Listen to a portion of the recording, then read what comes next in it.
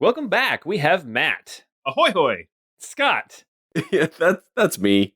Jordan, Hello, friends. Sabrina, What's up? and me, Paul. And with our powers combined, we're the 12-sided 12-sided guys. Beautiful.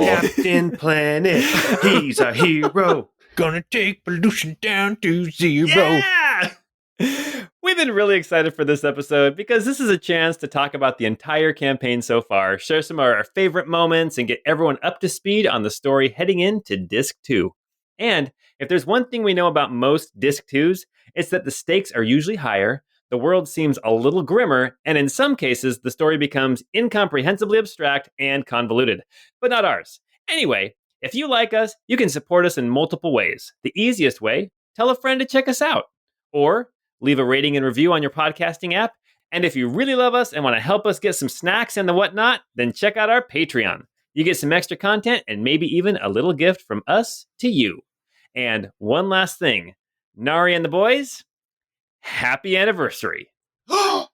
It's our anniversary! I didn't I'm get you so anything! glad you remembered. Yes, I totally remembered. I, this the Paul, paper one? remembered 100%. The paper anniversary, yes. Yes, this is paper. I made you an origami crane. There we go. Anyway, if you thought the end of our Disc 1 wasn't quite as grim as Sephiroth and Aerith/Eris, then this podcast is for you. It's the Crystal Codex, episode 52.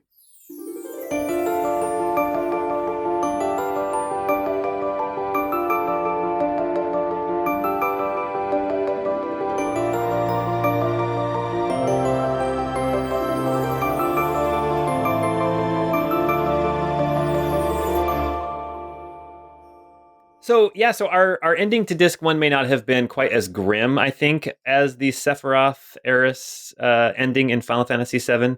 However, I think that more people died in our objectively, end of more Disc people 1. are gone. Oh, totally. We have that going for us. All right. Okay, so today is a little bit different. It's going to be a little different podcast episode than we normally do. We are going to be just kind of free-flowing and talking about the campaign so far. So our plan is to go back to the very beginning to episode 1 and to kind of hit the high points of every episode, talk about the different chapters, some of our favorite moments, and some of the maybe the surprises, or even like our favorite characters, or even the things that made us a little bit, I don't know, grumpy or salty. Well, let's go ahead and just jump right in. Chapter 1, Treason and the Written Word. Episode 1, The Occupation of Tabery. This goes way back a year ago. It all started in the city of Tabery. We had 4 characters at different points in the city, all in the middle of the night. I believe that Pine and Ebby were about to go pin a note on a bulletin board full of anti-imperial propaganda. That's right. Wow. We were putting out our anti-imperial tract. That's right. Rebel scum. Yeah. And Nari was actually looking for you guys because she had actually come to Tabery looking for the writers of this sedition in hopes of, I think, kind of teaming up to finding some allies to help combat the Empire. And you guys were not very sneaky. Oh no. You're like, are you guys fallen heaven? And we're like, what's that? It was pretty brutal. But all this was going on while Roos, who was a bounty hunter, was watching from the rooftops. He was also looking for whoever had been writing that sedition for a different reason. Roos, do you remember why you were out there? Well, I was also looking for Fallen Heaven because he thought that whoever was writing the tracks had some sort of connection with them. And let's Fallen Heaven is the premier anti-imperial freedom fighter rebel group. They're like the returners in Final Fantasy 3/6. They're no longer needed. That's right. Can I just kind of a little peek behind the curtain, behind the screen, if you will? The name Fallen Heaven. Do you know why I chose Fallen Heaven? To me, it sounded kind of like a bad translation. You know what I mean? Like it wasn't like a cool name. It was kind of like maybe it sounded cool in another language, but then when you translated it to English, it just kind of sounded a little bit clunky, and that's like kind of why Sleeve Fallen Heaven. McDykel. Yeah, exactly. Yes, like Kind of like a Sleeve McDykel. Oh man. I Anyway, once knew a French girl and her name was Agnès, and I was like, "Oh, that's a really pretty name, Agnès." And then I saw it written, and it was Agnes. Kind of the same thing. Interesting. Yeah, there you go. That's fantastic. Well, anyway, as our 4 party members were all kind of trying to, we were trying to get everyone together to start the campaign. Suddenly, they all heard some noise coming from the gates, and the gates opened as I believe Roos was the only one who could see what was going on, but an Imperial regiment came marching into the city in the middle of the night, and they were accompanied by 20 metal men. Now, just so everyone has kind of an idea of what's going on, Ebby, played by Jordan, is also a metal man who, for a long time, thought he was the only one. And in come 20 more of these, all decked out in armor and with weapons, and they appear to be some kind of Imperial guards. It looked far cooler than I did. They did. You're a little bit of a A little dumpy. a little dumpy. I'm a little comely. That's all. You were generation 1, they're generation 2. Yes, The original iPhone of. Oh gosh, yes. So what happened was that these Imperial soldiers started going door to door, knocking on doors and harassing people. And one of the Imperial soldiers spotted Pine and Ebby and Nari and came down to confront them and asked them about the tracts that were being posted around town. And thanks to some good deception rolls, the entire story changed course right then and there. But Pine, Ebby, and Nari quickly became allies, and they decided that they needed to stick together in order to avoid the Imperial officers and soldiers that were coming into town. And as they were kind of leaving the square, Roos jumped down and joined them. And they decided to figure out what was going on, why the Imperial soldiers were there. And you kind of gathered back together at an inn called the Kegery. While you were there, a big announcement. Somebody was going through the streets announcing, having everybody come out to the main square in front of the castle because an important announcement was going to be made. And again, this is like 2 or 3 o'clock in the morning. Yeah. So now that we're all together, should we just quickly introduce who our characters are? Go for it. Okay. I'll start. Pine is a 71-year-old former general. He has white hair and a beard. He wears a blue jacket with a fur collar, and he looks just like an old man, except that he has the ears of a caracal and some of the markings on his face as well. But he's not a cat man. He's just got cat ears, and he is a swordsman. So he uses a saber in combat. One might say he has cat-like speed and reflexes, though. That is true. So that was Pine, and Pine was sneaking around, this old man with a cane and a sword, with Ebby. Yes. Ebby is, he is, this kind of robot creation that woke up about 5 years ago and has never been back asleep since. He just watches his friends sleep all night long. That's what he does. It's a hobby, and he's really good at it. This world doesn't have melatonin. That's right. Need some sleepy time tea. The poor guy. I was like, melatonin? Skin cancer? Oh. Gosh. I like to eat 1 or 2 melanomas every night to help me get to bed. Anyway, so Ebby is like about 6'4", 6'5". In terms of his construction, he's not like a big muscular robotic thing.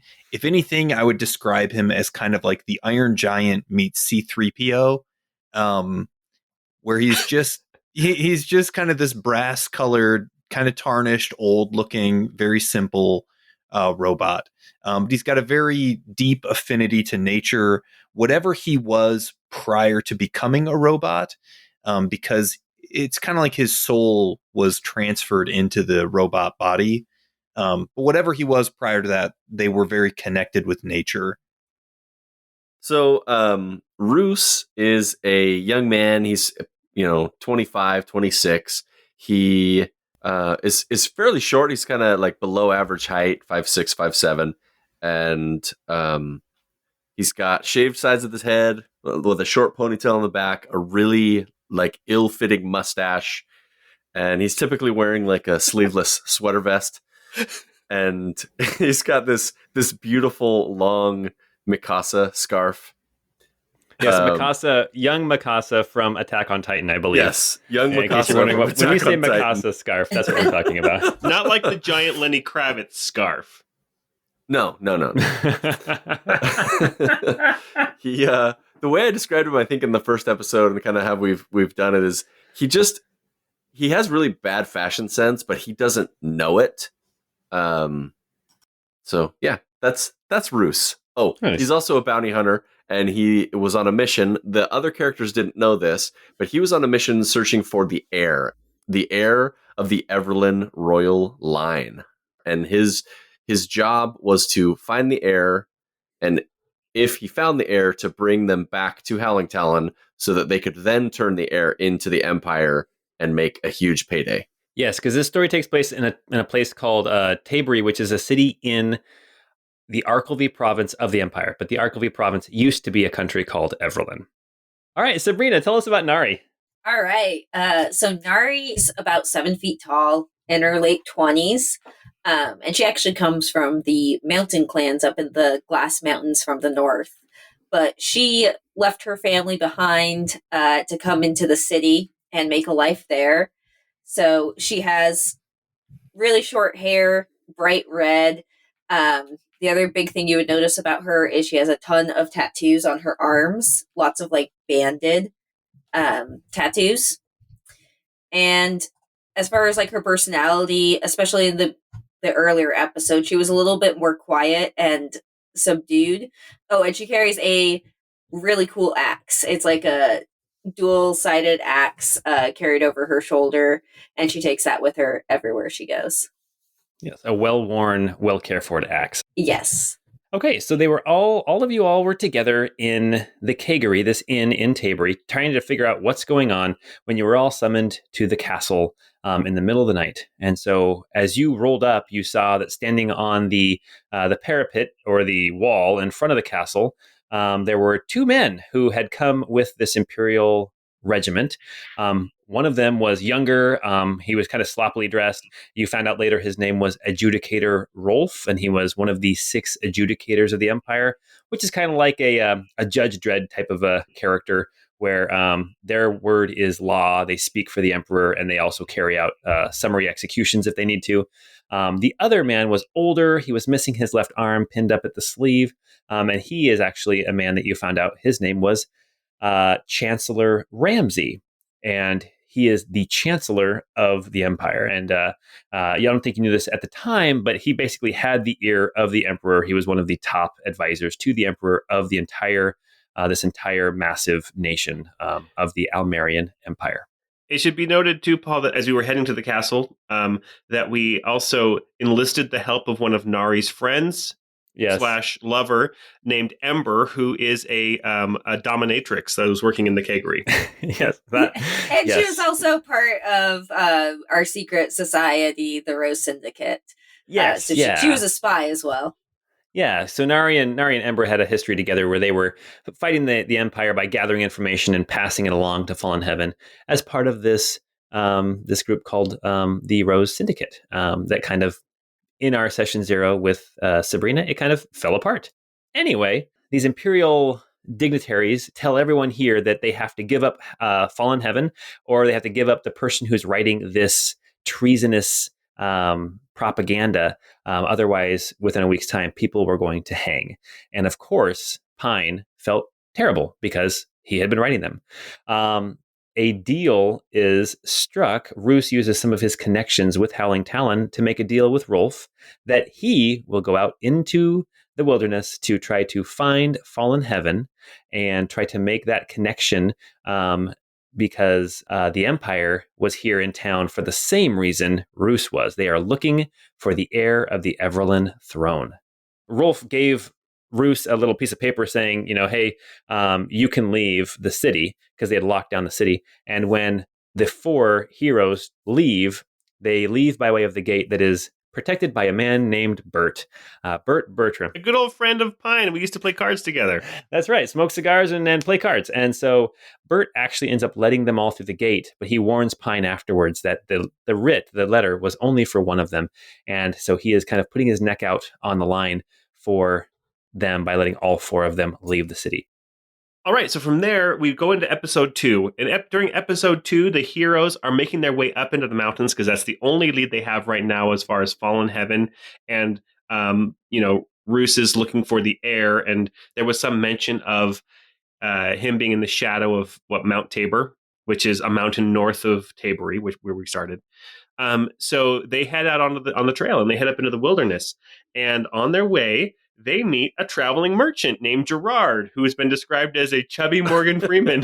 Yes, they meet chubby Morgan Freeman. Yeah, and chubby Morgan Freeman, aka Gerard, he has a giant. Think of like a cross between a yak and a buffalo. That is also, twice the size of either. Yeah, it's like a bantha size. Yeah, it's like bantha sized. So we meet Gerard, and this woolly ox's name is Porthos. He lays eggs, and they're delicious.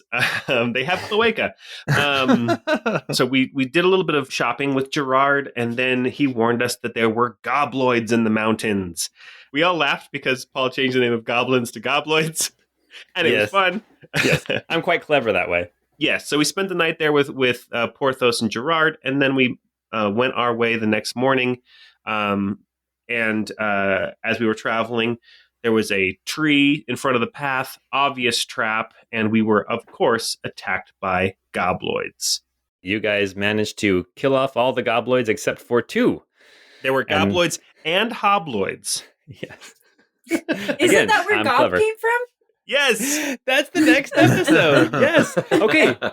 I'll jump in episode 3 again real quick because episode 3 was the bane of my existence for a while. So they decide they have captured this gobloid and this hobloid. They start questioning them, but the gobloid and the hobloid don't understand Common, or the language Common is Ustranian. They don't understand, but Roos can understand them because he has this big Mikasa scarf, which is it's a scarf of comprehend languages.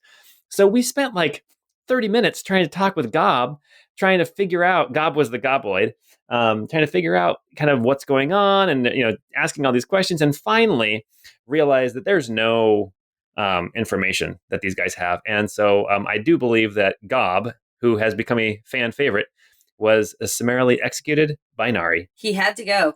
He did have to go. It was the way of things. Yeah. So then the party moves further north up into the mountains, and they find this waypoint, this shrine to Lord Moshe, the Lord of Nature. They decide they're going to set up camp there and move out the next day. And as they're there, they spot this weird branch because there's this tree growing up out of the middle of this shrine. And before they have a chance to investigate it, suddenly they hear these horns, and they are attacked again by gobloids, hobloids, and this time their leader, a very large, very strong bogloid. And this was a deadly fight, but it was a powerful moment because this was the first time that we had a character actually go unconscious, and we had Roos actually give a potion to Ebby. And then when Ebby popped back up, he breathed fire on the bogloid and killed him. It was pretty epic. It was pretty epic. So, so that was the 3rd episode. And then the 4th episode starts there again the next morning. Yeah. They're at that sacred tree. So the sacred tree, this was like a shrine to Lord Moshe. And when we inspected it, we found, this weird branch and stuff. And so we descended, it kind of slid open, the whole raised dais that the tree was on kind of slid off to the side, and it revealed this, giant, call it a well, I guess, very large, with stairs that kind of wound down around the side of it, going deep into the underground. And so we followed it and went down there. And after descending for a while, for a hot minute, we eventually kind of get down to this final pool of water and a hallway that led into this ancient facility. One of the first rooms we go into there, there's some patterns that kind of show the colors of the crystals and everything like that. There's the statue off to the side that's holding a bunch of the crystals. and it, kind of looked like a bird creature holding it. And then there was another statue on the south that had hands in the same position, but I believe the south statue looked like Ebby a little bit. It was kind of like a robot deacon, as we've come to know them at this point. And so we were able to move those crystals from one statue to the other and open a passageway. And at the end of the passageway, we got attacked by a bunch of spiders. And and thus leapt into action once again. Yes, those spiders were way more powerful than they should have been. Highlight of the episode was, again, I think I mentioned this fairly recently, Ebby doing a perfect front flip and describing it as C-3PO doing a front flip. I mean, it's hard to imagine that, but yeah, that's exactly what it was. But that's exactly what happened, yes. Was that the best part, or was it finding a secret door? Oh, yeah. Oh, yes. This did awaken something in Pine. He always wanted to find secret doors, and this was the first one, and he got really giddy about it. And so he's been looking ever since. Yeah, I believe that you would describe it as Pine was knocking on every brick with his cane trying to find a secret door. As you guys are fighting the spiders, then you finally end up killing the spiders after, Nari got, I think, wrapped up in web. And do you think Joff got knocked out a couple times? He was lying in a pool of water, paralyzed for a while. You managed to kill the spiders and move on through this old ancient facility. And you find this room, and there's this pedestal, and there's kind of this glow, and floating above the pedestal is this disc. And I believe I described it as like circular and divided into 8 different kind of wedges. And each wedge was a different color, red, orange, yellow, green, light blue, dark blue, purple, and white. And we described it as the Crystal Pizza Shield because it's about the size of a Papa Murphy's family-sized pizza. Also, nearby, Ebby, I believe, found a book that was written in a language he didn't understand, but it had like a crystal in the cover. And let's see what happened. Oh, you guys take the Crystal Pizza Shield, and then this giant robot comes out of the shadows and attacks you guys. Lays some pretty big hits on you, but you manage to take it out. And then as it's falling, the robot exploded and it opened up a passage behind. And the passage, of course, led exactly where they needed to go. One of those classic video game tropes from, the Super Nintendo era where, where should I go? Well, don't worry, because when you beat this bad guy, the path will be open and you can just follow it. But yeah, as you guys followed along that cave for a couple of hours, you came to the end of the cave and you could hear voices on the other side. Pine recognized one of the voices, a very deep voice. And so Pine said, we got to get through that wall. He recognized it as Brinby, or Tiny, who used to serve with him in the military before his country was taken over by the Empire. And once the wall came down, we actually found the cell of Fallen Heaven we were looking for. Brinby was a member with some other people. The leader of Fallen Heaven, of this cell of Fallen Heaven, was actually Roos's sister, Kira, who Roos thought was dead. And he thought that her death was his fault. And so it probably was his fault. Maybe a little bit. Kira did survive, but she was heavily scarred. Yes, heavily scarred. So in this cave, the group devised a plan to try and lure the army out of Tabery so that they could help the citizens not get hung. I think my favorite part of that episode is when I got to sing a national anthem for the country Pine is from that I wrote. He's from a country called Menorest that was taken over by the Empire, and I wrote a national anthem for it, and I sang it. And actually, just 2 or 3 days ago, my wife was tidying up in my office, and she's like, "What is this? Do you still need this?" And it was the sheet music that I'd written out for this anthem. I was like, "Yes, I need it." Fantastic. Well, one other thing that was important that happened in this episode, everybody leveled up to level 4, and we got our first glimpse into Ebby's inner monologue. He heard a voice from his past, somebody named Neum, who he had talked to before, and they have this little conversation kind of hinting at things from Ebby's past, as well as things about the deacons and about Crystal Tech and all of that. So that was a very interesting conversation that Ebby got to have with Neum for the first time in actual play. He actually did have a conversation with Niam way back in his session 0, which we have not actually put out for our listening audience yet. So after we hang out in the cave with the Cell of Fallen Heaven, the next morning we kind of all have breakfast, and Pine's hanging out with his old Menores buddies. Roos and Kira are kind of awkwardly talking. Nari finds another woman from the Glass Mountain tribe, Dylan, who was there. And when she has a moment, Nari goes over to Kira and kind of gives her the information that she has gathered from the Rose Syndicate, that she was supposed to kind of deliver the information to Fallen Heaven. And in return, Kira gives her a cell stone so that way they can kind of communicate. And then they follow along that plan to go down to Tabury and create a distraction to try and get as many of the soldiers out of the city. And that's where Ebby's butt rope came in. Yes. Darn right. Oh, yes. Quick grab onto my butt rope.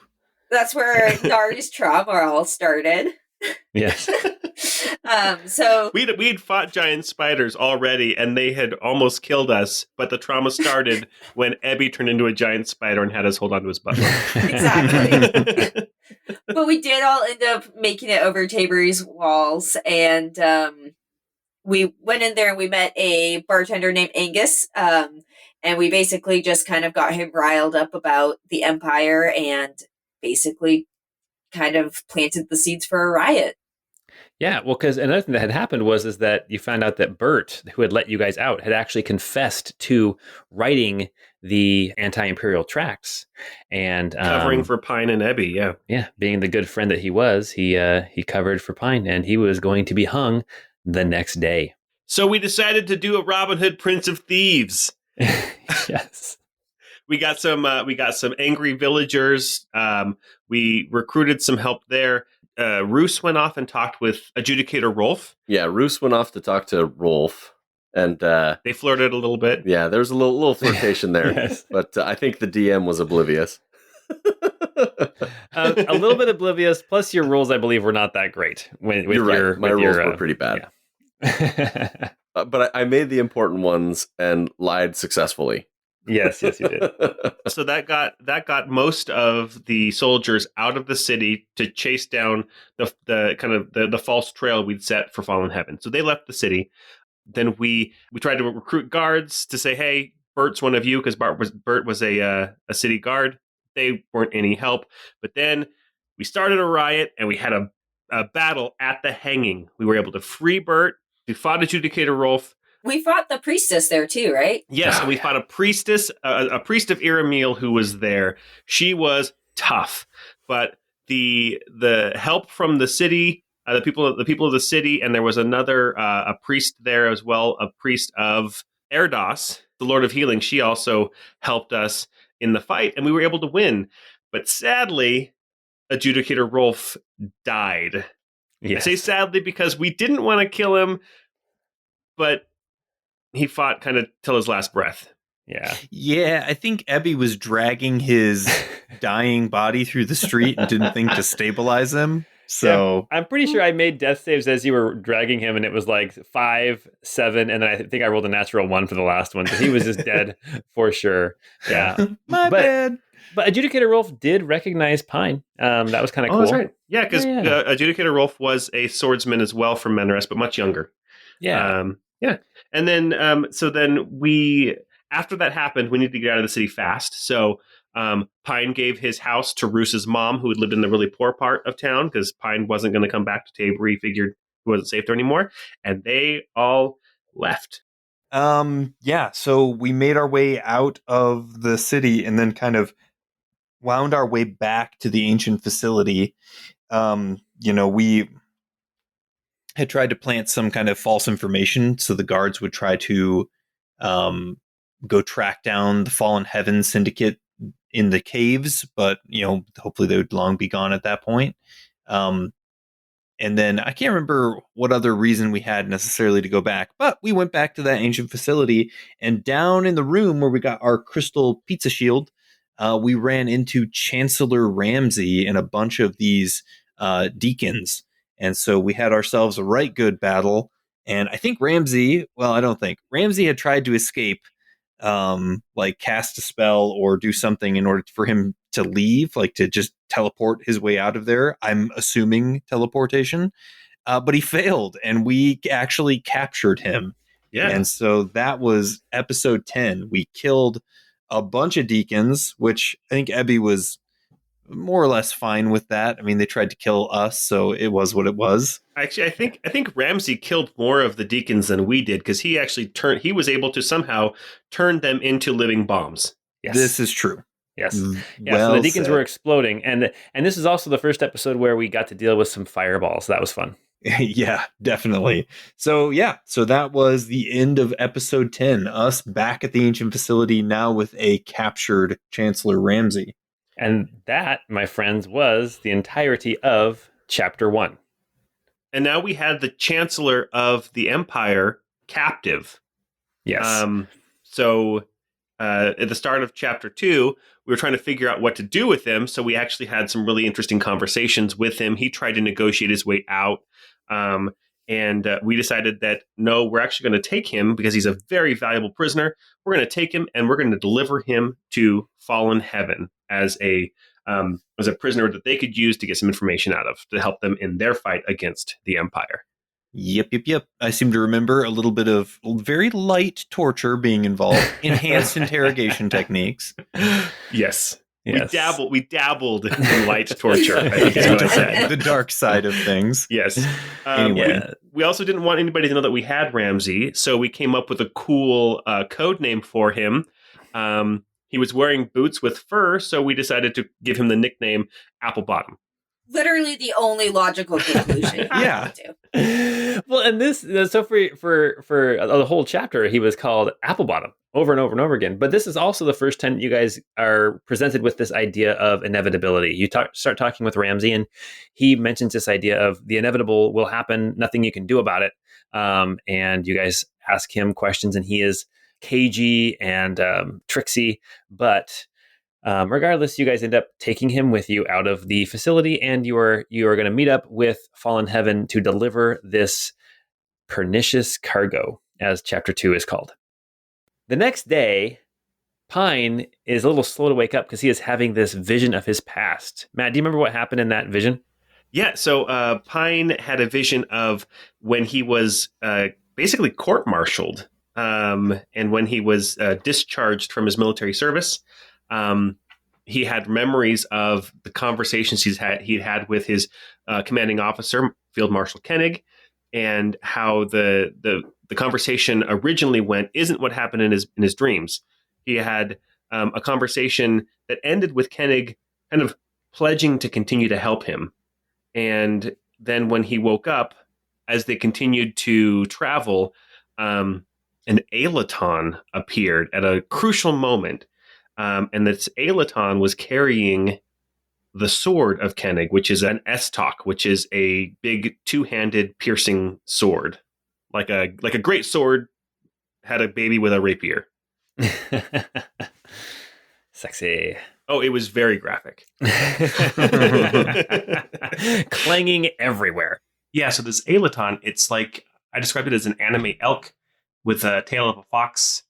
And instead of antlers, it has like a rhino horn. Only this one is special. It has a crystal rhino horn. And later I named it Crumbles. Yeah, you guys were being attacked by some red panthers. You managed to kill them off, and Crumbles became your companion, your mount.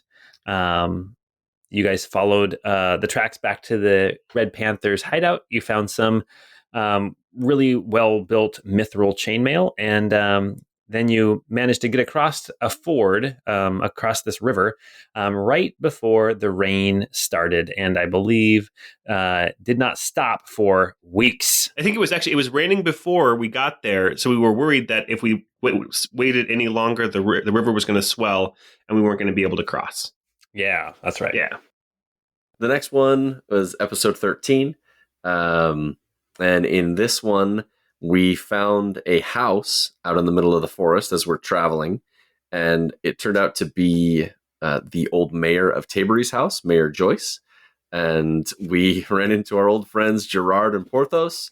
And we met a man named Colbury in the basement of this house, and it got a little tense, the discussions. Yeah, so Joyce is the mayor, but she had been absent from Tabery during all of that Robin Hood, Prince of Thieves stuff and like putting people in the stocks. And so she wasn't even there. She was here in her vacation home. And Colbury was the magister. He was the imperial representative kind of over Tabery. So he was now had escaped Tabery, and he was hiding out here with the mayor. Right. And as you guys get to talking with Colbury, you guys are kind of sparring back and forth. And one of the most important things that comes out in this conversation is Colbury starts talking about this prophecy about the heir to the old Everlyn throne. And it's, we don't need to repeat it here, but basically it says that the heir is kind of here in the shadows of Mount Tabor, playing in the fallen leaves, something to that effect. And while that conversation is going on kind of in the basement underneath the mayor's house, Applebottom, Ramsey, is out in the woods, and Ebby is guarding him. And Ebby and Ramsey start having a conversation. And Ramsey clues Ebby into the second part of the prophecy, the part that Colbury did not seem to know.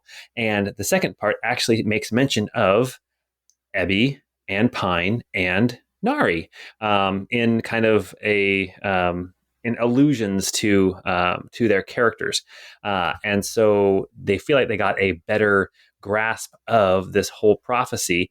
And Ramsey tries to tempt Ebby into freeing him, and then Ramsey promises Ebby that he'll like tell him more about inevitability and teach him. And for a second, I thought I had Jordan. I thought I had Ebby. But then, no, Ebby decides to stay true to his friends and puts the gag back in Ramsey's mouth. And then the party is given a riverboat to get away from the mayor's mansion basically as quick as possible. The mayor is not happy that they are there, does not like the kind of the commotion that they have caused with their visit, and wants, at this point, Nari and the boys as far away from them as possible. It's a trap. It is a trap. It is a trap. Yes, because as they're sailing down the river in the middle of the night, they get attacked by another ship with Imperial soldiers on it. And there is a fierce fight. There is jumping back and forth from ship to ship. There is a ball of fire that catches the ships on fire. And then one of the ships, the Imperial ship, starts to crash into the ship that our players are on. And that ship starts to catch on fire, but they manage to get, kind of over to the shore, kill off all the Imperial soldiers, and then they decide to sink both ships and try to make their way into the forest and avoid other Imperial pursuit. But they realized that somebody must have clued the Imperial soldiers from Tabery where our heroes were, but they couldn't quite figure out who had done that yet. Zoinks! We made our way from the river into the forest while it's dumping rain in the hopes that we can kind of hide from the Imperial soldiers who were clearly on our trail. And they attacked us, and I know that's where we met Hop, but that's pretty much what I remember from the battle. Well, this is the first time I think we saw Porthos and Deimos, the Phobos. Yes. Phobos and Deimos, yes, the direwolves, yeah. I'm summoning Porthos next time, though. Just FYI. Yeah, so this is the first time we saw them. And then Hop, I think, was actually one of the last Imperial soldiers that after the fight was kind of over, instead of killing everybody, some of the soldiers were knocked out. And Hop was this archer who was knocked out and tied to one of the direwolves and sent off into the woods to kind of hide the trail of our heroes, who then made their way to a hunting lodge that had a stable, and they managed to stay the night for at least a couple hours, get a short rest in, and discuss what they had learned from the prophecy, from their conversation with Colbury, and from the conversation with Ramsey. As they're talking and they're putting pieces together, they kind of come to the realization that maybe Roose is actually the heir to the Everlyn throne. Hot damn. I'm pretty sure that was said, and I'm pretty sure that Roose said, "Nah, not me." That's not about right. Yep. Then, after taking a couple hours of rest, they head back out into the rain, into the forest. They didn't want to put anybody in that house in danger. And as they're moving to the forest, they run into a man who is looking for his family, a man named Artis. And this was kind of a dark moment, I think, where it was a moral quandary. Like, do we stop and help this man whose family had been taken by Imperial soldiers because they were kind of rounding everybody up? Or do we continue with our mission because we have this very valuable target and we don't want to put we didn't want to put ourselves in danger of losing him to the Empire. So we had kind of went back and forth, like which was the good that we were going to do. And it was a hard decision. Yeah. And at the end of the day, we basically said, do it yourself. And Roos gave the guy a knife and we're like, adios, sucker. Yes, that is true. And then just as the sun was coming up, as you guys had left this man Artis, as you were coming up, you managed to reach the road, and you guys were trying to get across the road to the south side of the road. You figured once you got across that road, you would be safer. But as you were trying to cross the road, you ran into another Imperial group, as well as the priest of Iramil, who you had fought earlier at the gallows in Tabery. This time, the fight was a little bit different. You guys were hit pretty hard, and in the middle of that fight, the priest of Iramil cast a wall of fire, knocking out 3 characters, and the 4th character, Roos, got knocked out very soon after. This was a very tense moment. I thought we ruined the podcast, honestly. I was like, how are we going to continue if we all die? Yeah, it was pretty tense. And I was ready to start killing off characters because that was the ruling of the dice. And as they're making death saves, Roos had a vision, kind of as his life was flashing before his eyes, he has this memory of his parents arguing and fighting, and he realizes, wait, maybe I am the heir, because it sounds like my mom and dad aren't really my mom and dad. Maybe I was adopted by them. And maybe my mom is actually who I thought my mom was. Maybe it's her sister. But Sabrina rolls a natural 20 on her death saving throw, pops up with 1 hit point, pours a healing potion into Ebby, and then gets up and starts dealing some damage. And that honestly, the most dramatic D&D moment I think I've ever had in my life. Oh yeah, I could not breathe. It was so stressful, so intense. That was great. Anyway, the tides turn. The priest of Iramil is killed, and then our players continue on their journey and manage to make it to Westfell Lake, which is where they're supposed to meet Fallen Heaven. And they kind of walk around the lake. They find this old, decrepit, fallen down settlement. They have some conversations along the way. They all kind of decide, maybe Roos really is the heir. But then they manage to reunite with Kira and Fallen Heaven, and they are going to give Applebottom, Chancellor Ramsay, over to Fallen Heaven as this great prize. But along the way, we also discussed keeping the crystal pizza shield kind of a secret. Well, we were going to take that one on to try to figure out what it does, because we started to have some conversations about maybe Fallen Heaven's methods are a little too giant hammer instead of precision scalpel. So, as you guys are getting ready to hand off Ramsay, from the woods, a last battalion or last group of Imperial operatives managed to find you, but it is not... It's different than before.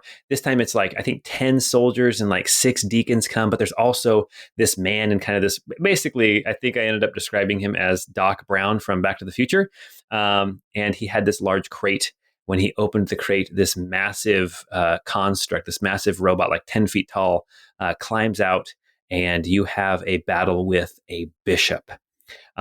So that fight was fun because the bishop kept healing and siphoning off damage that you guys gave to his handler, the acolyte named Grim.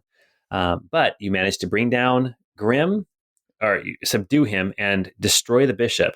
I think that this all ended with you handing off Ramsay to Kira, as well as this acolyte. The bishop got destroyed.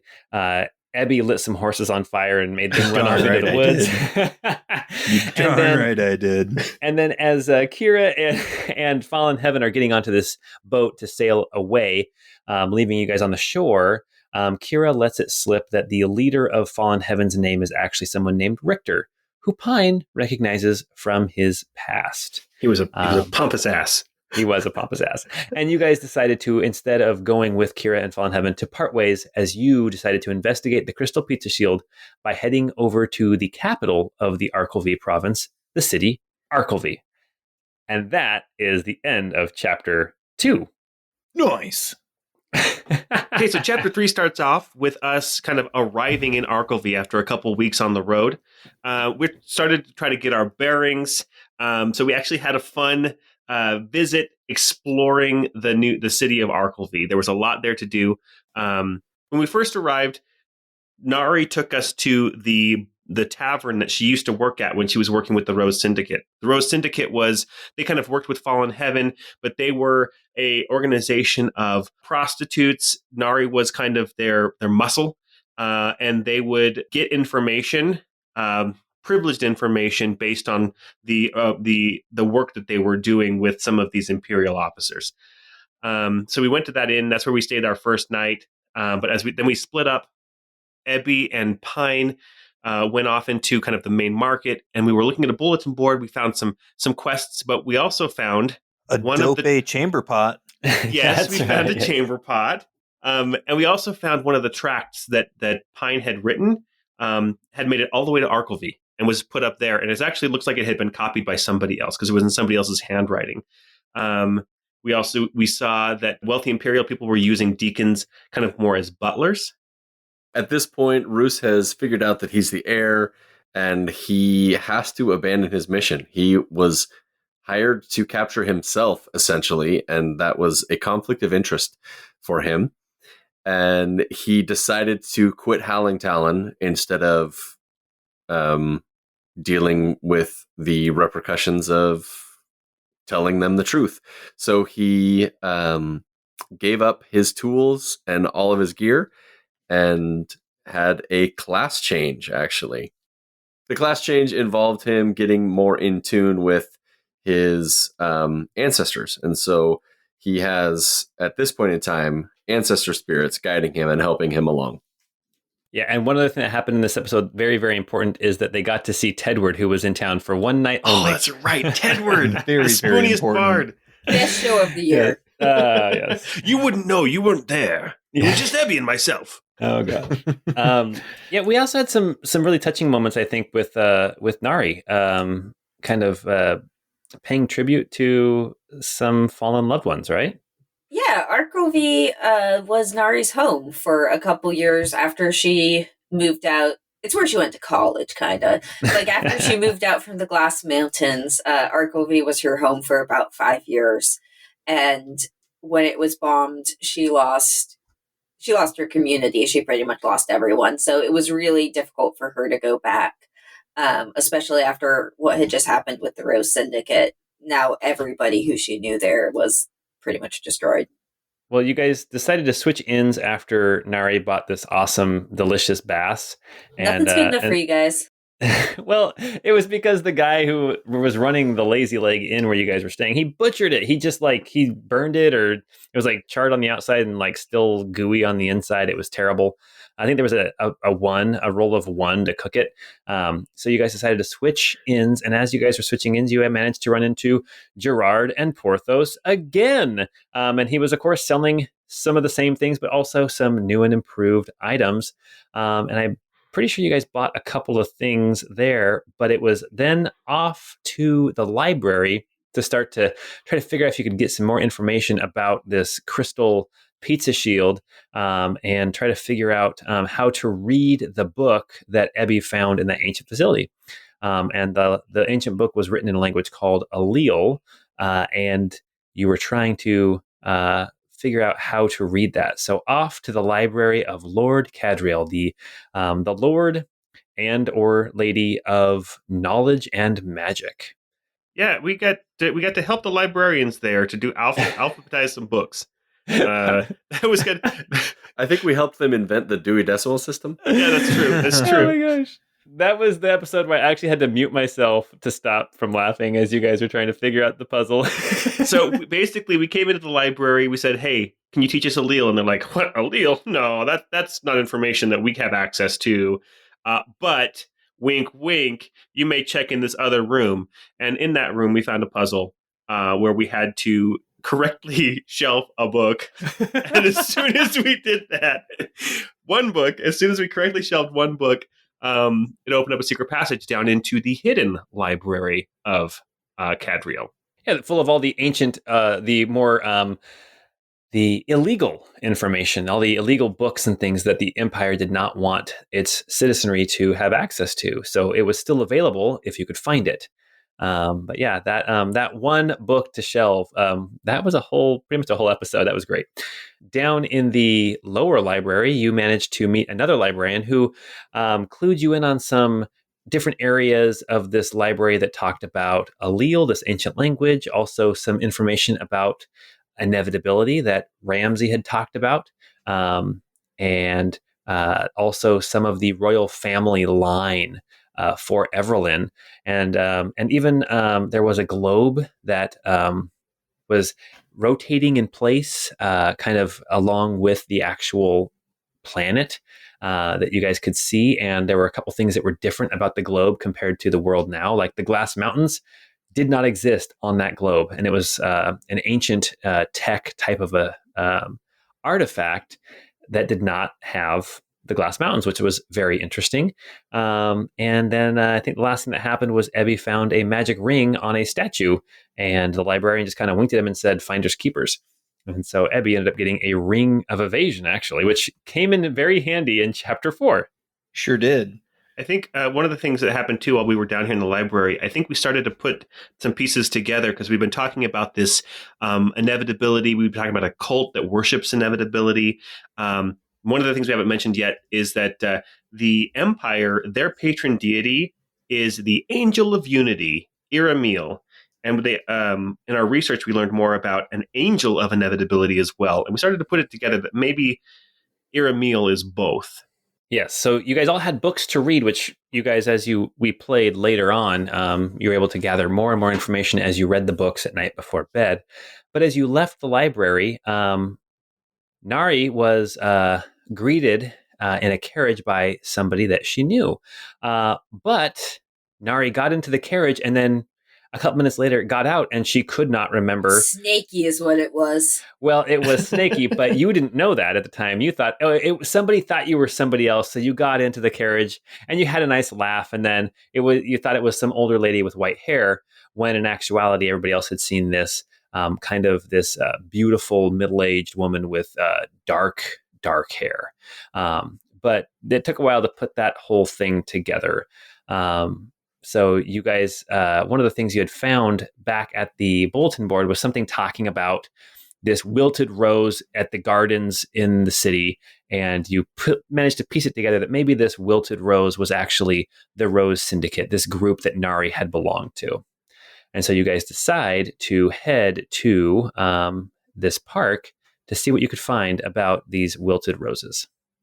But that was after some full frontal nudity at Bander's Baths.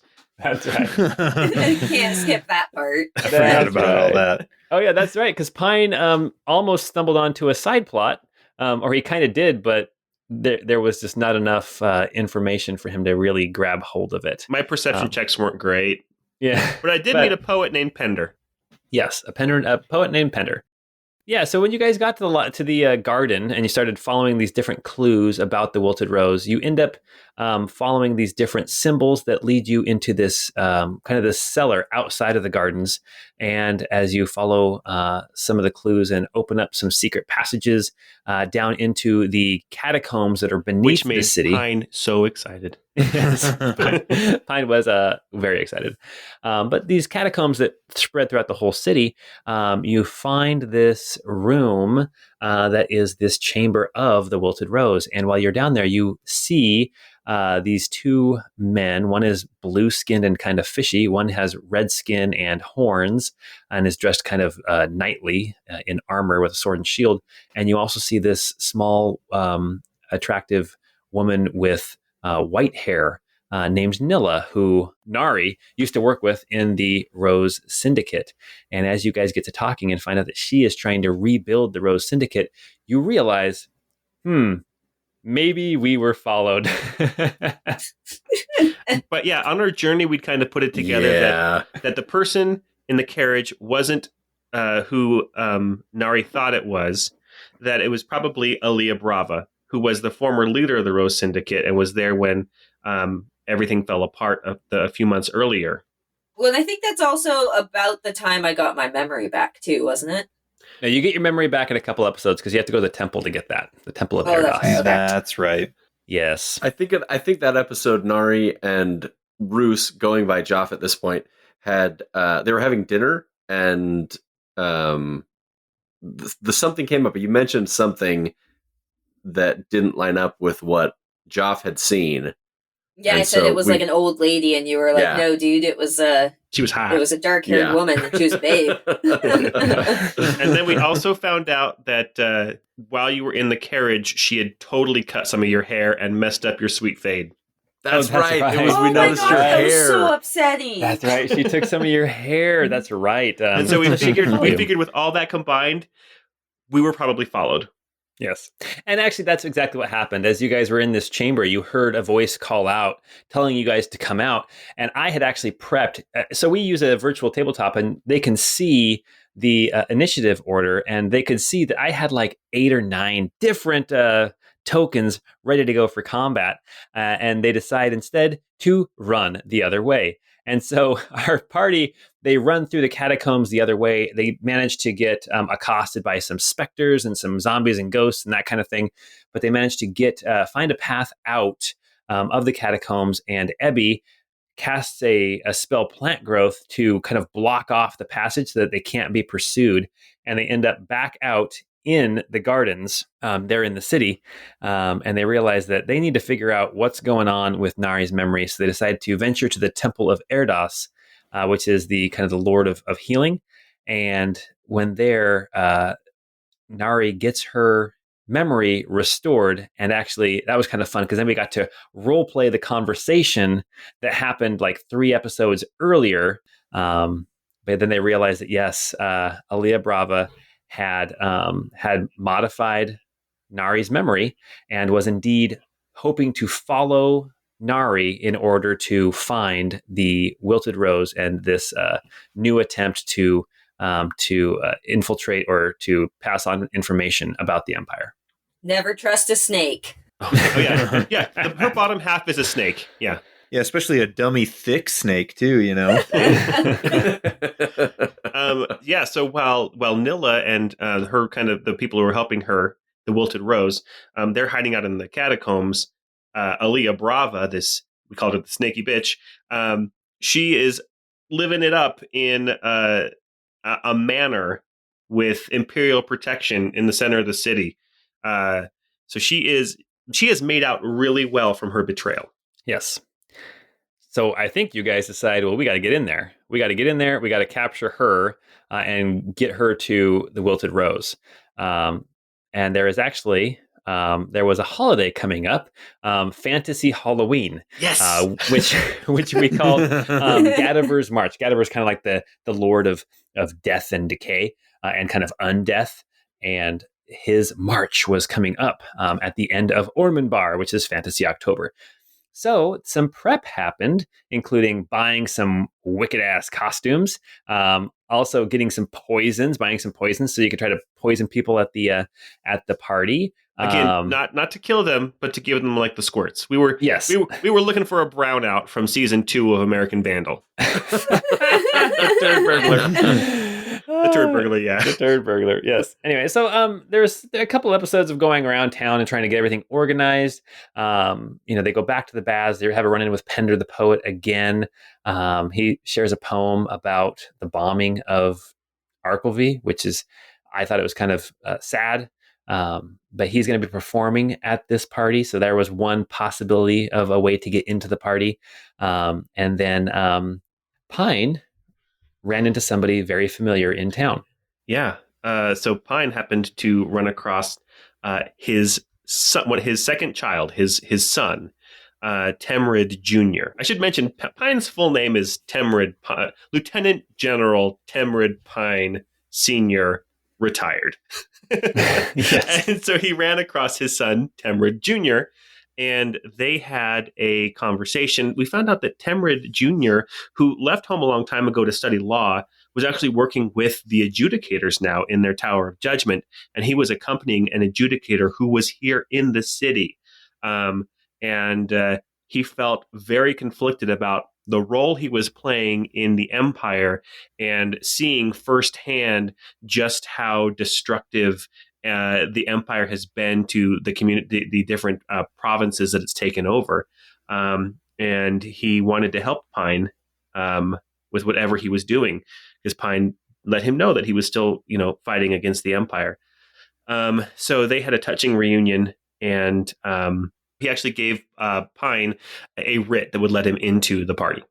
Yeah, I think it was you and one other person. Yep. And then Joff, Roos, who now goes by Joff, he had another plan. Do you remember, Joff, what you did to get into the party? Yes, he bluffed his way in, pretending to be visiting noblemen from Barrister, and successfully made some diplomacy checks to get an invitation. And this particular invitation was a sheet of paper from this woman's personal book, which turned out to be such a great choice. The description of this woman was, she is dressed like a witch. Yeah. She's wearing black, all black. She's got a big witch hat. It was kind of funny. And then, here, I'll write you a note here out of my book, hands the paper to Joff. And then Joff now has a way to get into the party as well. One thing you mentioned earlier, I just want to mention, just come back to this. You mentioned the bombing of Arkelvy. Yes. And I believe this is something that Sabrina's character Nari experienced firsthand. It was a few years back. It was when the Arkelvy, the kingdom of Everlyn, was falling to the Empire before it became the province of Arkelvy. The Empire came in absolutely ruthlessly with their fleet of airships, destroyed a major part of this capital city, and the country gave up in one day. And Nari, you had some personal loss in that fight, right? Yeah, no, it was a little Hiroshima-y and kind of terrible. Yeah. The party then starts on Fantasy Halloween night. Everybody except for Nari goes to the party. Nari is supposed to wait outside with that red man with the horns, the knightly Sir Bortimus, while the boys went into the party with another ally named Thylo, the kind of the blue fishy guy that they had met in the catacombs. We earlier. Had a plan. We didn't just go to the party. We had a plan. There was a definite plan. Thylo had the power to basically dimension door with somebody else. And so the idea was, we get to the party, we somehow get Aaliyah Brava isolated, and then either Thylo will take her out, or if we need to get out in a hurry, he could take whoever's injured out. But the idea was, we were in there, and Thylo, this blue guy, was our ticket out, hopefully with Aaliyah Brava. So I got spanked in this episode and the next episode big time. By Jordan. So the first thing that happens is they manage to get poison in all the drinks, and then people start to react to it. They even tried to give a drink with poison in it to Aaliyah Brava, but technically her race was Yuan Ti pureblood, and they are immune to poison. So she drank the wine and she was fine. But like, the governor of the province was there and he got sick. This adjudicator that Pine's son is working for, he's there and he sees people starting to get sick. He knows something crazy is going on. And they follow Aaliyah out of the party and into the kitchens. And this is where things went crazy. Jordan, what did you do?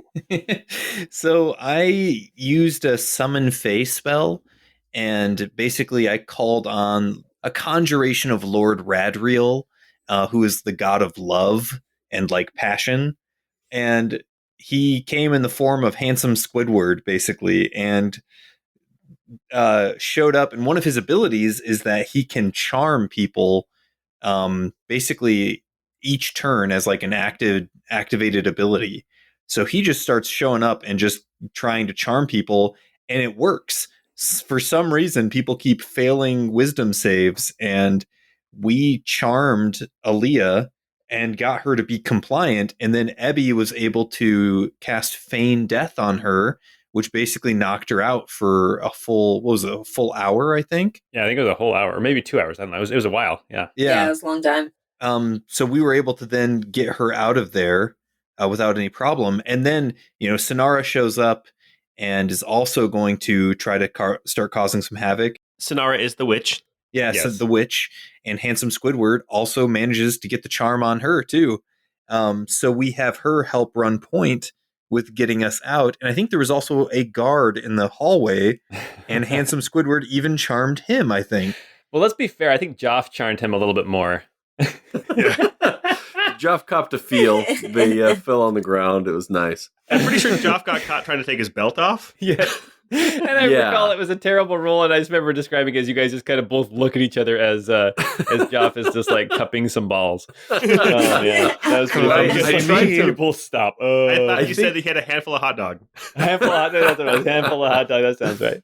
Well, I tried to do a sleight of hand and remove his belt after, like, while he was standing, and then we fell somehow. Anyway, it was great. Yeah, during all that, down below, I know Nari and Bartholocles was down trying to take care of something, I believe. Yeah. When Nari was back up at the carriage, she got word on her cell stone from Kira that Fallen Heaven was planning something at that party as well, and that they needed to get out of there ASAP. So Nari went down to see what was going on, and she found Falleen and a couple of other people from Fallen Heaven basically with a bomb, and their plan was to pretty much blow up everyone at the party because there were so many influential and important people there. And Nari tried really, really hard to talk her out of it, but she was very insistent. Ortimus and I had to kind of take care of her, but we didn't kill her. We did end up just capturing her. Yeah. Yeah, you guys ended up like hiding the bomb in one of the catacombs, and you managed to take Falleen and Aaliyah Brava and take them both to this old bombed out old customs house that used to be on the docks, which had become kind of a shrine to the fallen of the bombing, a kind of a secret shrine because the Empire wouldn't allow a shrine to people who had been killed while they were taking over. So it's kind of this kind of hidden. It was a memorial. A memorial, thank you. It's a memorial. So you take Falleen and Aaliyah Brava to this customs house, and there you find Nilla is waiting inside in the wreckage. It's actually quite open once you get through the rubble and into this house.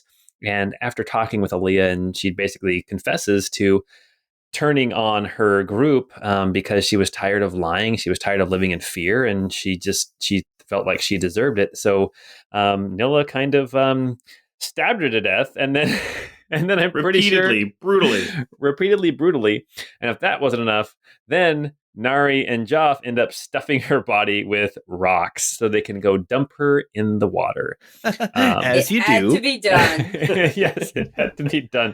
Anyway, after that happens, then they wake up Falleen, this Fallen Heaven operative. They talk to her. They manage to actually convince her to help them, just as they hear a voice outside, a deep booming voice, as this second adjudicator, this adjudicator Ulrich, and some of Aaliyah Brava's mercenaries are outside, and they want the party to come out peacefully so that they can receive their judgment.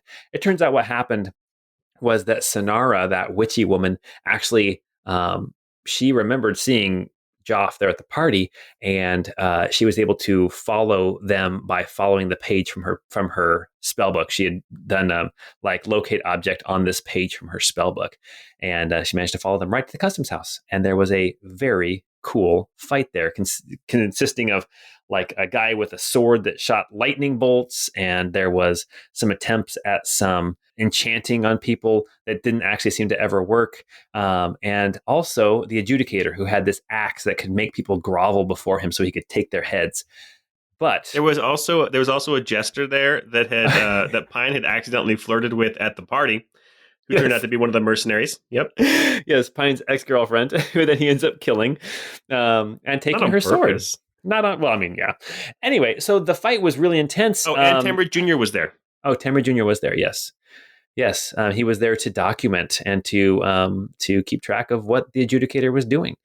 But after the adjudicator was killed and Sonaro was knocked out, and the mercenary who shot lightning bolts from his sword managed to get away, Temrid and Pine had a nice little conversation. They went on their way. Faline and Nilla, so now the Fallen Heaven operative and the Wilted Rose, started to talk and try to come to some kind of a new connection between Fallen Heaven and Wilted Rose to try to bring down the Empire again. And our players decided that their characters needed to get out of Dodge before everything went to hell. And that was the end of chapter 3. Ooh, then we had a Halloween episode. then we did have a Halloween episode, which was quite spooky, and it featured my kids, which was kind of fun. Well, yeah, it was great. We played different characters, so we played characters that were introduced previously, and the story is canon. It's part of the canon of the show. But basically, Artis, Hop, Bert, and Ember, who we talked about earlier in chapters 1 and chapters 2. They had met and joined forces, and they were taking a job in Arkelvy at the same time our heroes were there, but they just never crossed paths. Yep. They managed to defeat some monsters down in the catacombs and stop some noises in the basement of this house. And as a reward, they got tickets to board an airship to fly to Almar, the capital of the Almarian Empire. And then we jumped back into our regularly scheduled program as our party left the city of Arkelvy and went to the small shanty camp called Last Chance. It's like a base camp before you go into the mountains. Yeah, exactly. And there they ran into Gerard and Porthos again. What are the chances? Yeah, exactly. This time our players had a little bit more money and they were able to buy a little bit more gear, but they still did not buy the rope of climbing, nor love potion number 9. They left those. The very, very problematic love potion. And they bought some mounts, including a very regal caribou named Polkin, the king of the caribou, and then also 2 beakaboos, who are basically just giant penguins. And they say bork, bork. Yep, bork, bork. Bork, bork. Yes, and then the party ventured up over the mountains trying to get into the valley of the Stormfist, where Nari is from, because there had been some rumors of some shaking and some earthquakes, as well as some information that the Stormfist were acting weird. They were staying up in their summer home all year long. They weren't coming back down into more of the valley where the weather would be nicer during the winter. They were just kind of staying up in the mountains, which is very that's not the normal pattern of things up in these mountains. It was odd. Yes. So they decided to go investigate, and after 8 days of traveling through the mountains, they got through the pass and down into the valley, where they ran into a man with a pretty modest rack of antlers named Yastin. And Yastin was a tall heart man who this valley was shared between the Stormfist further north and the Tall Hearts more to the south. And Yastin decides to help the party and take them to speak with his elders in the village of Woodbridge, kind of the one settlement that's not kind of nomadic, the actual permanent settlement of the Tall Heart clan. Yeah, so we go into where the Tall Hearts live. I can't remember the name of the city. Is that Woodbridge? Yeah, Woodbridge. Yeah, because okay. there's a wooden bridge that goes across the river. Nice. Nailed it. Yes. Anyway, I remember that there's like a statue of Lord Moshe there. And the elders are like creepy. They're creepy. Yeah, they're like not normal creatures. They're something fey, like you could say. But they give like I think some more counsel for us, and I think reveal some more of the kind of the prophecy stuff. Yeah, they give you another prophecy talking about like what's going on up here in the mountains and pointing you more in the direction that you guys are on the right track, that something bigger is going on, something world altering. And I believe that the word inevitable or the angel is mentioned Yeah, I think so. in I this think you're prophecy. right.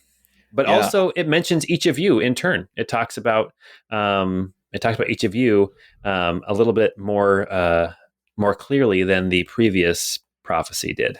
Yeah, I think this is when it kind of comes out that Ebby is the avatar for Lord Moshe, right? Yeah, I think you were called the unknown avatar. Yeah, the unknown avatar. Yeah, I remember Ebby doing his ritual plant growth and spending like the whole day casting that, and that results in a like 2 years of extreme plant growth in the area.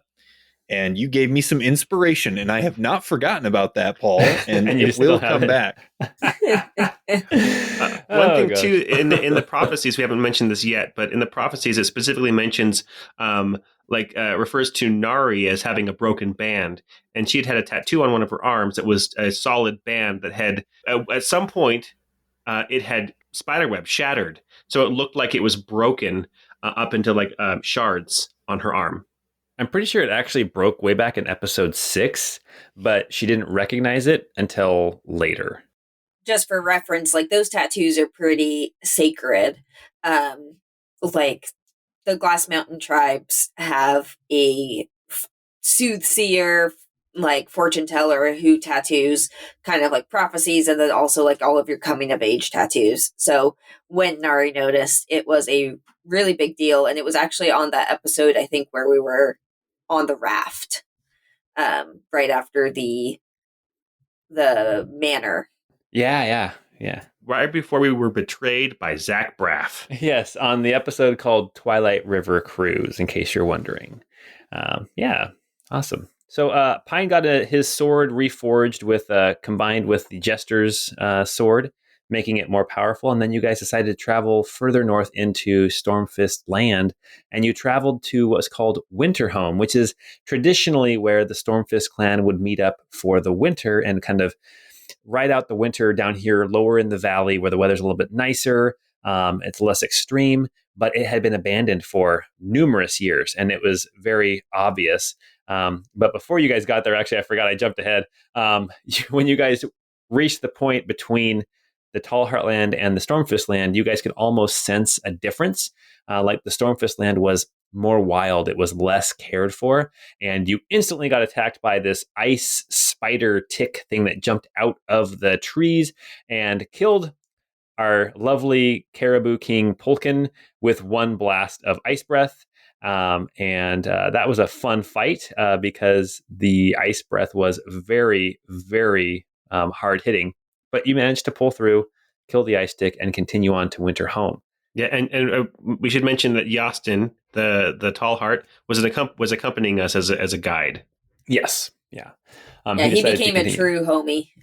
He did, yeah. Yeah, I like one Yastin. of the boys, you could say. Well, as you guys continued to travel, you managed to make it to Winterhome, and when you got there, you had seen that it was decrepit, that people hadn't been there for a long time. As you're investigating, you see signs that maybe there were some people here recently, and you actually uncover in the snow a dead body. And as you're looking at this dead body, you hear this roar and turn around to see these two giant bears called ursine that are like 19 feet tall, and they have these kind of mini mammoths called tuskers. These are like, I guess, kind of cow-sized elephants that can breathe like blasts of cold through their trunks. And that was a very gnarly fight. That's when we first saw Ebby use a wall of fire to great effect. And you managed to bring down the ursine and the tuskers. After they hit very, very hard. I was going to say, it was a rough fight. But we made it. Yes, that one was that was one of those fights where I'm like, okay, I may have just ended this game again. And there was a wall of fire involved. And there was a wall of fire. Yeah. So after we beat these giant ursine and their tusker pets, we found a dead body in the snow. It looked to be a human-sized person in armor, and we followed some tracks that left out of Winterhome and actually ended up going kind of the direction we were heading, which was up to the Stormfist's summer home. So we continued our path up that way, and when we arrived at summer home, there was a bit of tension, although some of our characters who didn't speak the language had a hard time really understanding that there was tension. But Nari presented herself at the gate, and Nari's father came and, recognizing her, had the gate opened for her and her companions, including Yostin, the tall heart, who was seen with some suspicion. Yes. There's Um, We animosity were all there. kind of seen with some suspicion, though. Pine had no idea, but you're right. Yeah, Nari had going really good. Nari. We were suspicious of Nari, right? They kept asking if she was still a Stormfist. Right, Yeah, her yeah. family was even kind of questioning, like, if she was necessarily loyal to them or if she had been kind of corrupted by the soft lowlands. And in fact, her mom wouldn't even talk to her, which is something she kind of regrets here at the end of this chapter. Yeah. They see some signs of some recent celebration there in Summerhome, up in Summerhome, and they kind of ask what's going on, but nobody will really answer. Eventually, they go to the leader's tower, and there are people in there who are kind of just drinking and eating, and the chief of the clan comes over and kind of looks at Nari, and then they call over the soothsayer, the tattooist who does those kind of ritualistic tattoos for everybody, named Maeve, who looks in Nari's eyes and decides, yes, Nari is still a Stormfist. And then the celebration can start. During the celebration, they kind of realize that Nari's younger brother, Tazar, has actually been chosen as a hero, and he has been sent into this cave that opened up at the north end of town, going into the mountains. And the reason why he is this hero is because they did some kind of a competition where they all wore leather bands around their arms, and whoever's leather band broke was the hero. And that all comes from a prophetic tattoo that this woman Maeve had tattooed onto her living canvas. This man that she tattoos all of her divinations on. So Pine was there's looking that. for whiskey. And what did he find? While he was looking for whiskey, he found a broken down deacon. And so he brought Ebby over, and he's like, "Hey, Ebby, do you remember when you were reading a book when you figured out you could read that book, you'd learned a bunch of stuff, and you figured out that you could probably even potentially awaken other deacons and give them their consciousness back? Why don't you try it with this one?"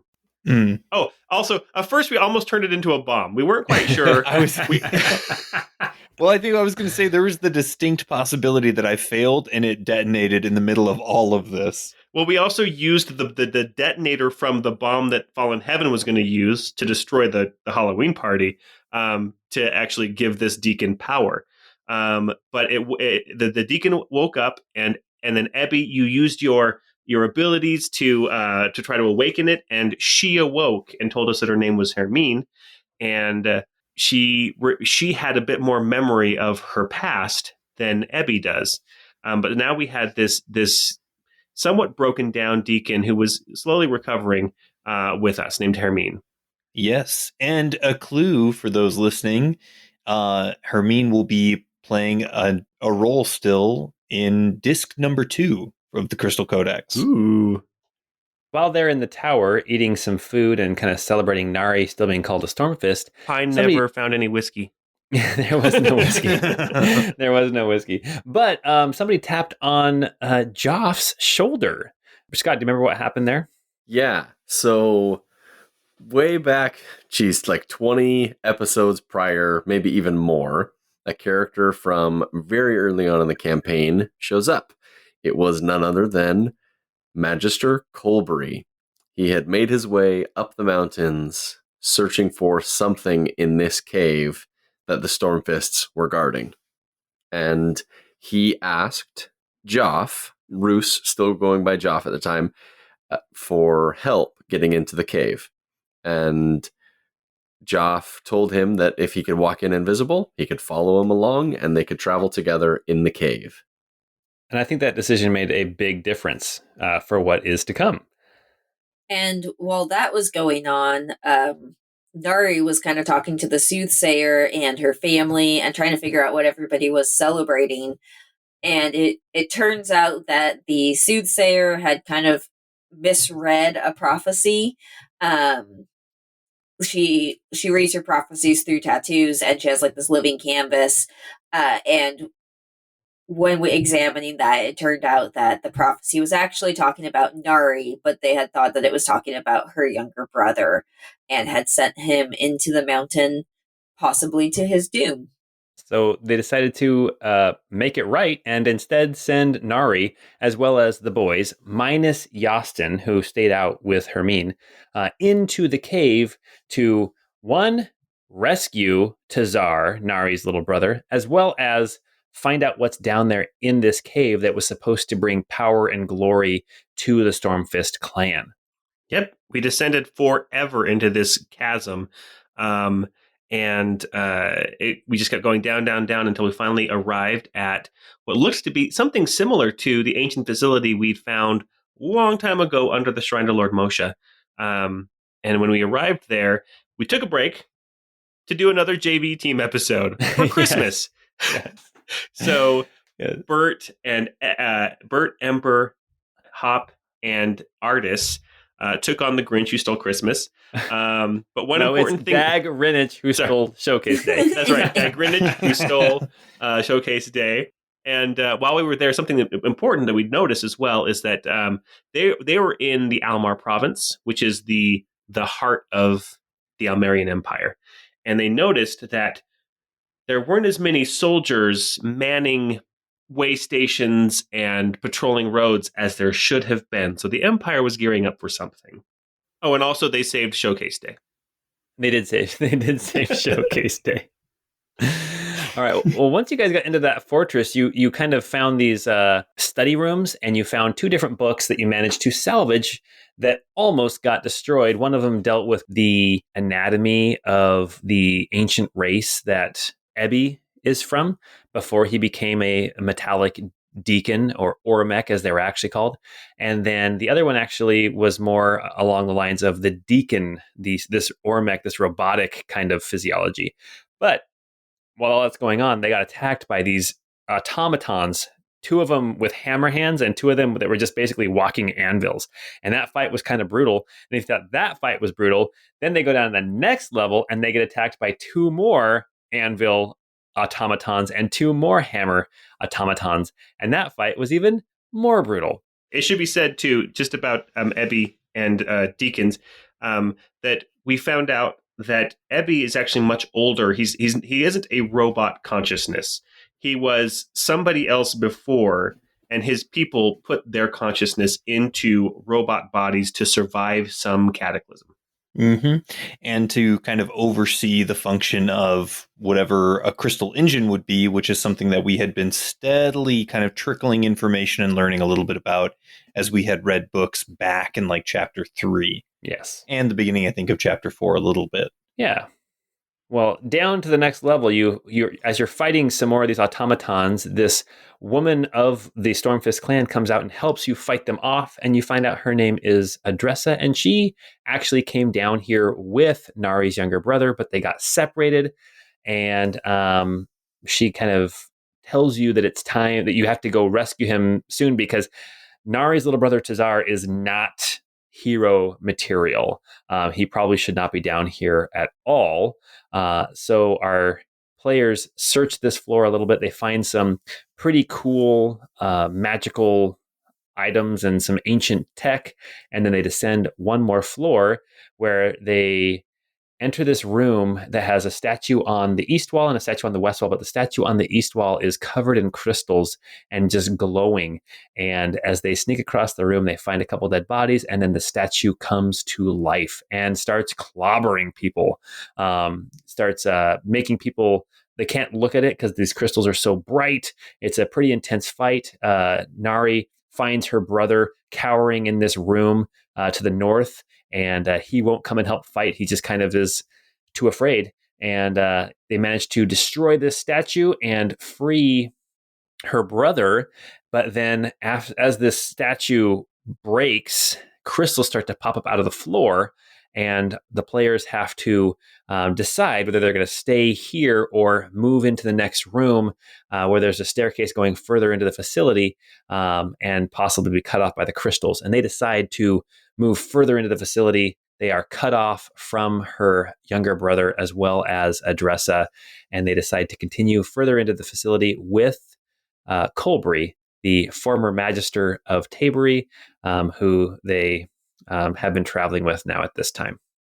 Hey, Scott. Yeah. There was an episode called The Joff and Gigi Show that came up next. Why would we call that The Joff and Gigi Show? What happened in that episode? This one was fun. I don't know that I've ever rolled quite so high ever consistently. The Joff and Gigi Show was this floor that we came up to was full of electricity, and there were crystals and a bunch of contraptions, arcing electricity all over the place. And I had just gotten evasion, and then I also just had a ring of evasion given to me by Ebby. And so I just figured, why not? I'll just walk through all the electricity and try and figure out how to turn the puzzle off. And and you did. I did. That's exactly what you did. That's exactly what happened. I walked around in the electricity, jumping around, dodging, and my spiritual guardian, known as Squire, he was kind of helping out, making the electricity kind of zip around me. And I found a keyboard written in a language I couldn't understand, found the right button. It was unreal. The amount of high rolls that I did in that session was just wild. And who's Gigi? Oh, Gigi, I didn't introduce him when I described myself earlier. Gigi is Roos's pet lizard. She's a skink, very bright blue, like iridescent colored tongue. And so when she opens her mouth, it's just this flash of really bright color. But the rest of her is colored just like green and like lizard-like. And she is just an animal companion. But Joff or Roos can't pick locks himself. It's Gigi that does that for him. Yeah. So as you were dodging around all that lightning, you also managed to solve a puzzle, which dealt with putting crystals in the correct order. And then you managed to find some new feet for Ebby. Basically, in their research, they had realized that the race that Ebby was before had wings and they could fly. And when they built these new robotic bodies for them, they did not have time or the tech to put wings on these bodies. And so these feet were called the Compromise, which it turns out are basically boots of levitation. And so there was that compromise for Ebby. But moving further into this facility, they came to this massive forge level with fire forges. There were furnaces on the walls, and there was some levers, and there were some grills, some grates that fire would come up through. And there was this massive 20-foot robot that they ended up fighting, and they managed to destroy this massive forge master Ormec, and then continue further into the facility through this elevator that descended for quite some time. So when we arrived on this next floor, we saw that there was a crystal wall, and there was a head, an arm, and a sword poking out of it. We realized, as we started to talk with him, that this was Laramie, the Lord of Swords, one of the deities of our world, trapped in a wall of crystal. And we talked with him to try to figure out what was going on as far as why the earthquakes were happening. We knew that this was supposed to trap Iramil, the angel of inevitability, and Laramie told us that Iramil was actually trapped behind him, but he was powerful, and his influence was kind of leaving him and coming back. There was another, the Lady of Shields, Lady Balbarel. She had died in this fight that they'd had millennia ago before they got trapped in the crystal wall. So he was basically saying, "Hey, get me out of this wall. I will kill the angel of inevitability who's trapped behind me." But we decided to do a little bit more exploring because we also found out that Laramie was fiendish in nature. He wasn't a celestial god. He was actually a fiend, worshipped as a god. Yes. And one other thing that you guys, in talking with Laramie, you realized these crystals that had been created by Ebby's people, thousands of years ago. These crystals had proliferated and grown and actually had evolved. And this wall that Laramie and Iramil were trapped in was neglected, is what the word he kept using. So as the players went down to the next level, into the actual level where the crystal engine is, this room with all these crystals on the walls and ceilings, and the floor tiles have this kind of like repeating pattern and lights shooting around the room, this crystalline head pops up out of the ground and starts talking to the players, revealing itself to be the actual crystals of Pavantis, of this world. They had evolved to the point where they became this sort of organism, kind of like that massive fungus that's all intertwined. Basically, the crystals had everywhere that they were connected in the core of the planet was this one continuous organism that had gained sentience and awareness. So this crystal was seeking to complete its purpose, which was to proliferate and protect Pavantis from this inevitable disaster. And you also found out that the inevitability, this disaster, was down below, something deep in the depths of the planet that would eventually destroy all of Pavantis. And the players realized that this crystal was going to continue on and basically destroy all life in its effort to preserve Pavantis by crystallizing everything. So you decided that maybe the crystals need to be stopped. A very intense fight commenced, including some crazy breath weapons from this crystalline head and some big hits, but you managed to defeat this crystalline head and were able to actually approach the crystal engine itself. We fought a face on the floor. Face on the floor. Arms were coming out from the sides too. I don't think I That's described true. that as well, but there were arms that were slamming into you as well. It was wild. Yes. And as the crystalline head breaks, you actually can hear the crystal up above, the floor above. It starts to come crashing down.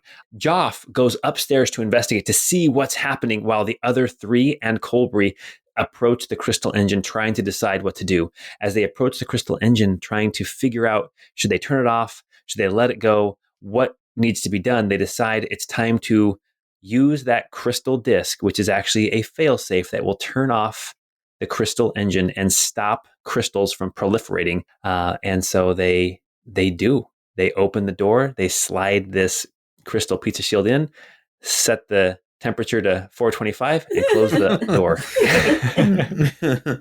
And the crystal engine turns off. Heading back upstairs, what Joff sees is as he gets up to the top of the stairs, he sees Laramie laying dead on the ground, and he sees Iramil missing an arm, his left arm, the same arm as Chancellor Ramsey. He sees this angel turn and look at him with two swords sticking out of his gut, the swords that Laramie was using. And he points a finger at Joff, and something's about to happen when he looks up and sees that everything is starting to collapse as the crystal engine turns off, and all of this bandage that the crystal engine had been producing for thousands of years turns to mundane, normal crystal and starts to crack and pulverize and turn to dust. Iramil teleports out. The players rush through the final door in this facility, and they find an airship. The last thing that we see is a hole kind of opening up in the glass mountains as everything is shaking and exploding, and earthquakes and volcanoes, that kind of thing. And this airship comes flying out, and our heroes have made it. But Pavantis has been altered forever. And that's where we're going to end our session today. That is the end of Disc 1. So now you have had your memories refreshed about all of the things that happened in Disc 1, and you are ready to continue on with us in our adventure into Disc 2, into this new, changed Pavantis. And if that story sounded exciting to you, and this was the first episode you've ever listened to, I recommend going back and listening to everything because there were so many amazing moments, awesome interactions, cool fights that we had kind of glossed over. And a lot of very funny moments too. This is true. Not to mention all of the sexual tension between Bruce and Abby. Yeah, there was a lot. There was a lot, and so there's much probably sexual more to tension. come down the road. And I didn't even mention finding skipping rocks. Oh, yeah. All right. Well, thank you for listening. We're glad you guys are along on this ride with us. And now, as we've been doing this for over a year, we love it. We're glad that you guys love it as well. So keep listening because there's a lot more adventure to come. And until we see you next time, have a great time. Bye.